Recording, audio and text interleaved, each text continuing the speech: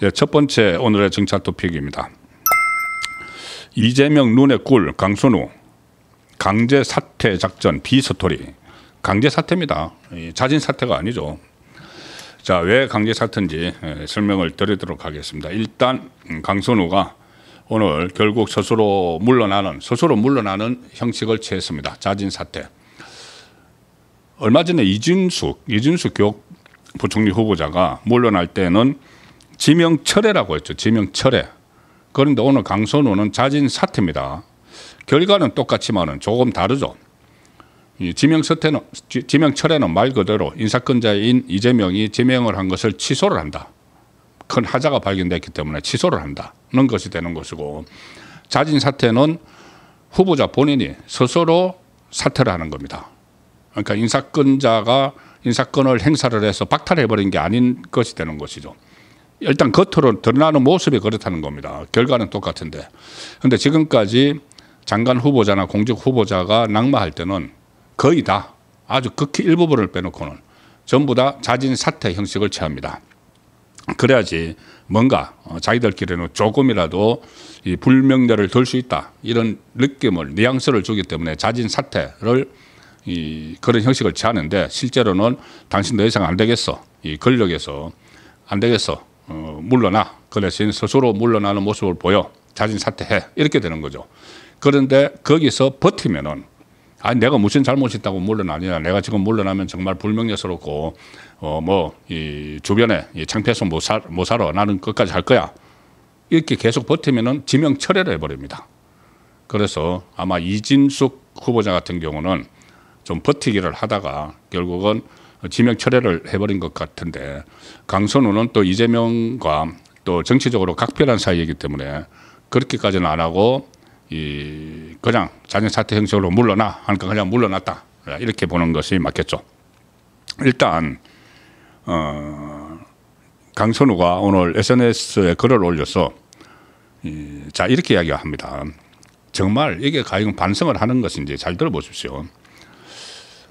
이게 좌파들이 계속 이런 민낯이 있습니다.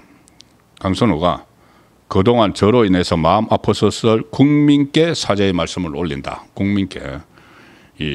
그리고 국민께는 당연히 자기 유권자들도 있고 하니까는 그렇게 하겠죠. 그 다음에 저를 믿어주시고 기회를 주셨던 이재명 대통령님께도 한없이 죄송한 마음뿐이다. 한없이 죄송한 마음이다. 이재명 대통령님께. 또 한쪽 더 이야기합니다. 민주당은 민주당에 제가 큰 부담을 지어드렸다.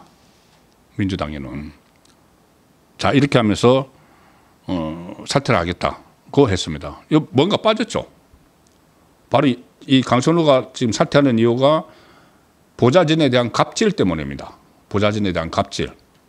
그리고 그 전에 전임 문재인 정부 때 여가부 장관에 대한 갑질, 여러 가지 갑질이 나오는데 그 중에서 가장 대표적인 게 보좌진을 산호비처럼 마치 이 집사처럼 이렇게 허드렛일 시키고 한 그 갑질 때문에 물러나죠. 그런데 보좌진에 대해서는 단 한마디도 없습니다. 국민께, 자기 이제 유권자들이니까 국민께, 그 다음에 대통령님께 한없이 죄송한 마음, 그 다음에 자기가 속한 민주당, 보좌진은 없죠. 이게 과연 반성을 해서 물러나는 것인가? 그게 아니고 어떤 정치적 계산에 따라서 물러났다, 이렇게 볼 수 있는 대목입니다. 지금 그 갑질도 갑질이지만은 강선우는 여러 가지 거짓 해명 이런 것들도 있었죠. 처음에 보좌관에게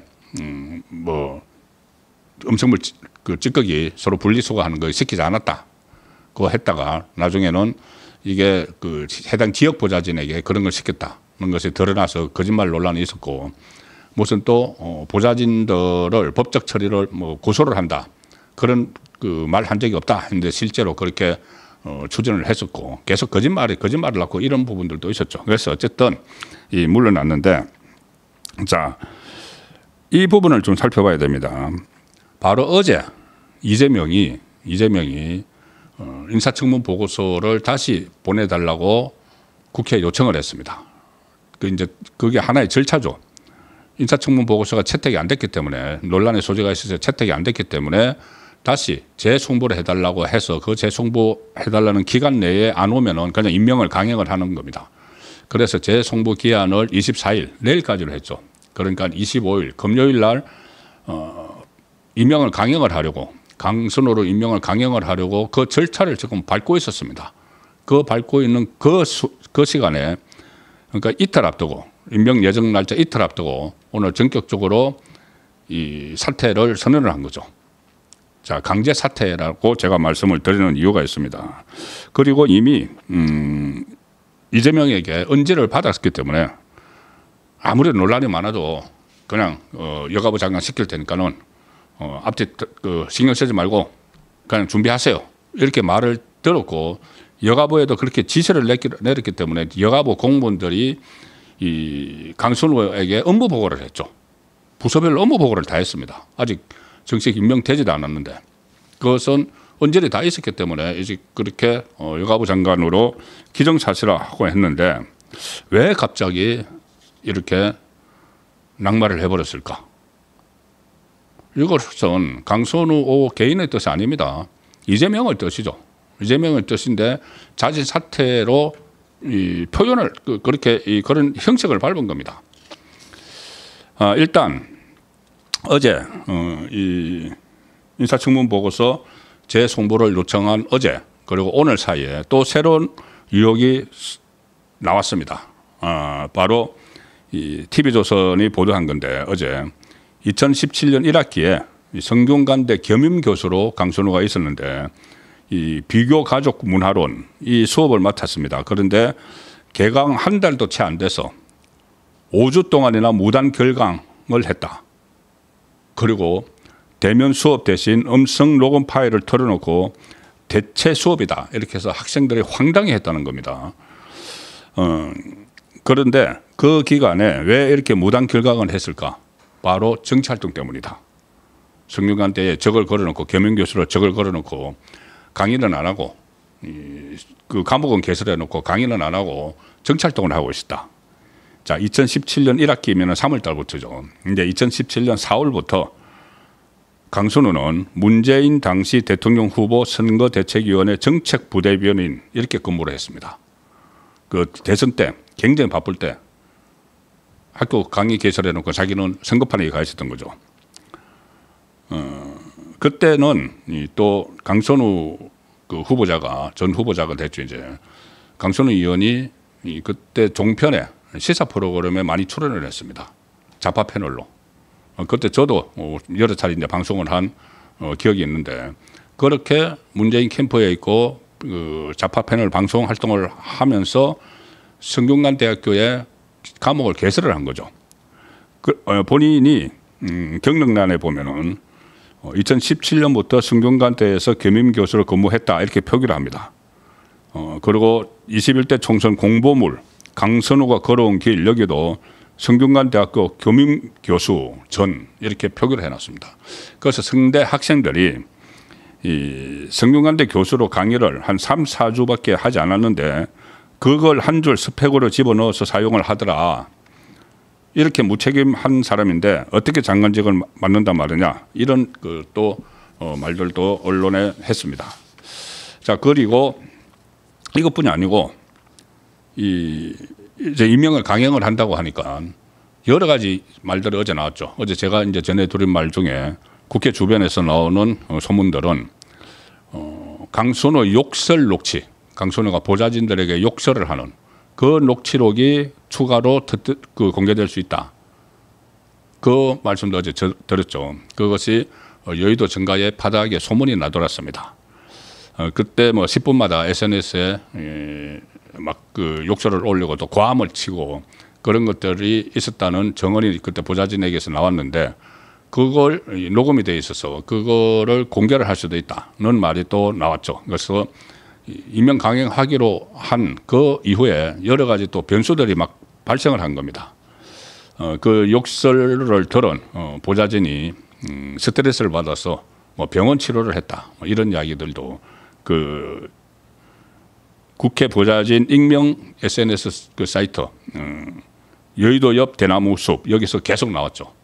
그리고 이 사이트에서 이런 말까지 지금 나왔습니다. 이름을 밝히지 않은 한 국회의원에 대해서 이제 민주당 의원이겠죠. 국회 보좌진이 이렇게 글을 올렸습니다. 반성문을 쓰지 않으면은 당신의 만행을 터뜨리겠다. 당신은 강선우도 울고 갈 갑질들을 했다. 고발을 예고하는 예고글이 막 올라왔습니다. 그러니까 강선우에 끝나지 않고 민주당 의원들이 막 갑질을 한 거, 보좌진들에게 갑질을 한 거, 서로 이제 앞다투어 가지고 폭로하겠다 이런 것들이 SNS에 막 올라왔죠. 국회 보좌진 내부 통신망에. 자, 그래서 이런 것들도 영향을 미쳤다. 그 강선우를 전격적으로 경질을 하는데. 근데 근본적인 문제는 원인은 다른 데 있습니다. 물론 이런 것들도 좀 어느 정도 영향을 미쳤겠지만 그 부분은 잠시 후에 말씀을 드리겠습니다.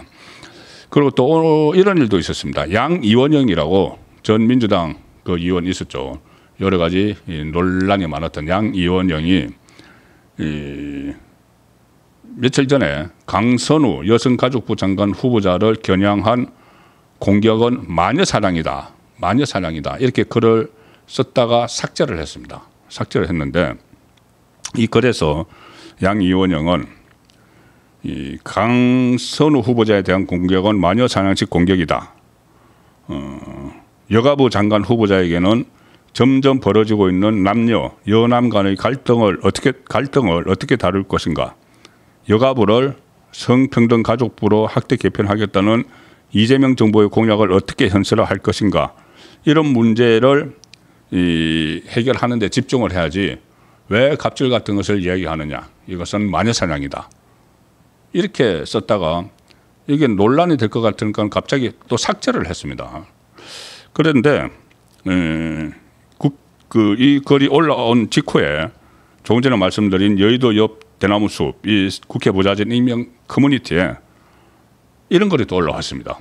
양이원영을 겨냥을 해서 아니 21대 국회 때 원탑 갑질방으로 소문났던 전직 국회의원님 이번에 한마디 했더라.